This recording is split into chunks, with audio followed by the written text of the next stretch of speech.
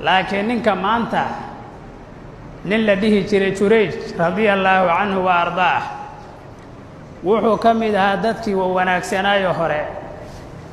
waxa ka qiseeyay nabiga calayhi salaatu wasalaam nabiga ka qiseeyay wuxuu yiri Jurayj wuxuu ahaa nin weli ah oo ka mid ahaa ummadihii hore wuxuu ahaa markii hore ganacsado ahaa xoolihii baa ka baaba'ay markaasuu wuxuu yiri inta fakiray ganacsi aan baaba'aynan aqaanaa buu yiri waa daacada ilaahay markaasuu magaaladii inta ka baxay oo meel cidla wuxuu ka dhistay dhoobo yar sawmaca yar oo dhistay meeshaasuu ku cibaadaystaahu ilaahay ku xusaa dadka qofkii u taga oo xanuunsan oo ku soo tufaa waa caafimaada ummadiyo iska sii socotaba ay arkeen dadkii maamulka meesha ka ahaa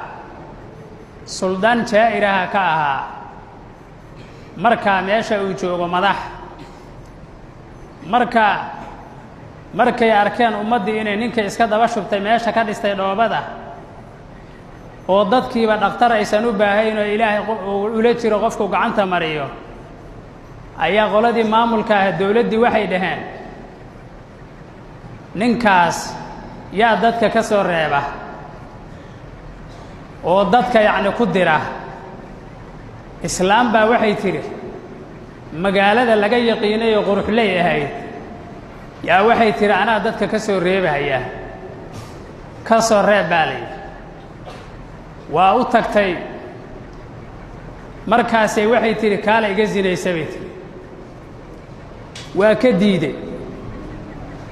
innii akhaafu allaaha rabba alcaalamiin buu yidhi ilaaha caalamiinta abuuran ka cabsanayaa buu yidhi si ay uga rumayda ballankii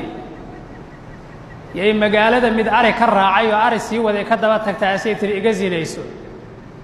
kii yaa ka zinaystay waa uu rawday markay dhashay wiil bay dhashay wiilkan yaa kaa dhalaa layidhi asay tiri Jurayj ninka soomacadaas jooga iga dhalay tiri markaasaa inta dawladdu ku firxatay meeshiina laga dumiyey asagiina la dilay oo la tumay waa ogaanaa la yidhi waxa meesha ugu jirta inaad gabdhaha halayda inaad ugu jirta waa ognahaa la yidhi markaasuu yidhi ii kaasha wax yar isiiya buu yidhi 2 ragcoo sunna aan dukadee waa loo kaasho 2 ragcoo sunnaa buu dukadee wiilkii ii keena buu yidhi wiilkii dhasho zinada ku dhashaa loo keena fartuu inta caloosha saas uga midow yidhi man abuuka aabbaha waayo markaasuu yidhi aabbahay arraaci waa kii arga jira buu yidhi waa midkii arga jira buu yidhi waa ilmagii hadda dhashay markaasay fadeexowday dawladdii waxay ogaadeen inuusan dhalina mid kala dhalay ee islaamtaani ee been sheegaydo markaasay dhaheen waxaan kuu dhisaynaa meeshii aan kaa burburina dahab aan kaaga dhisaynaahay dheh maya dahab ha iga dhisinina dhoobadeydii iga dhisa wey dhoobadii ay iga dhisneed iga dhisa halkii buu isaga cibaadaysan jiray halkii buu daacadiisii la galay marka shaydaanku wuxuu u adeegsanayaa dadkaasoo kale dad doonaya inay fasaadiyaan u adeegsanayaa daacada ilaahay subxaanahu wa tacaala ambiyada fiiri atbaacdoodana fiiri adduunka sida loogu dhibay iyo aakhiro darajaday ka gaarayaan fiiri ilaahay subxaanahu wa tacaala adduunka intuu u soo saara waxa ugu khayr badnaa nabigeenna Muxamed calayhi salaatu wasalaam waxaana ugu dhib badnaa oo diinka dartii loo dhibay nabigeenna Muxamed calayhi salaatu wasalaam salaada hadda khudbada ka horeysay aayadda jumco walba lagu akhriyo ilaahay wuxuu leeyahay إن الله وملائكته يصلون على النبي يا أيها الذين آمنوا صلوا عليه وسلموا تسليما ilaahay iyo malaa'igtiisu waxay ku sallinayaan oo aysan marna joojinayn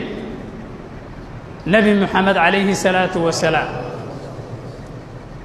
ee dadka iimaanka lahoo rumeeyey ilaahay iyo rasuulkow aduunkuna ku salliyo salaamaa la leeyahay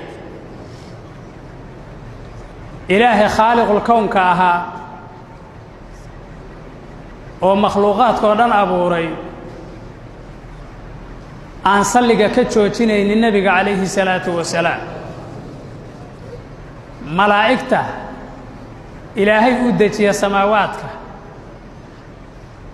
7 samaa laga sarraysaa ilaahay wuxuu ku camiray malaa'igtuu ku camiray maqaam ma jiro wejiga saas loo dhigaa ilaa malagaa ku sujuudsan baa samaawaadka malaa'igta buuxdaa waxay leeyihiin hogaamiyeyaal sida ardadu hogaamiyeyaal u leedahay ardadana ilaahay 5 buu hogaamiyeyaal uga dhigay samaawaadkana 10 baa hogaaminaysa oo malaa'igta madax u ah oo mukallafiinta inay bartaan waajib looga dhigay 10kaa waxaa madax u ah jibriil isagaa ra'iis u ah hogaamiyaha kor yacni hogaaminaya malaa'igta wuxuu ahaa jibriil buu ahaa ardadana ilaahay wuxuu madax uga dhigay nebigeenna moxameda calayhi salaatu wasalaam iyo 4 rusushii ka mid ahoo ku xigta 5toodaasaa ululcasmi laysku yidhaahdaa muxamedun ibraahiimu muusaa kaliimuhu fa ciisaa fa nuuxun hum ululcasmi faclan buu yidhi 5tii ambiyada ilaahay ugu dhibka badneed oo adduunka lagu dhibay oo dhibaatada ee qaxarka la kulmeen yaa ilaahay wuxuu ka dhigay hogaamiyeyaalkii ardada waxaa hogaamiye looga dhigay khayru khalqillaahi baa looga dhigay darajaadkoodu waa ku xigaan waa isku xigxigaan xagga darajada waxaa nebigeenna ku xiga calayhi salaatu wasalaam nebiyullaahi ibraahim baa ku xiga waxaa ku xiga darajada 3aada nebiyullaahi muuse waxaa ku xiga nebiyullaahi ciise waxaa ku xiga nebiyullaahi nuux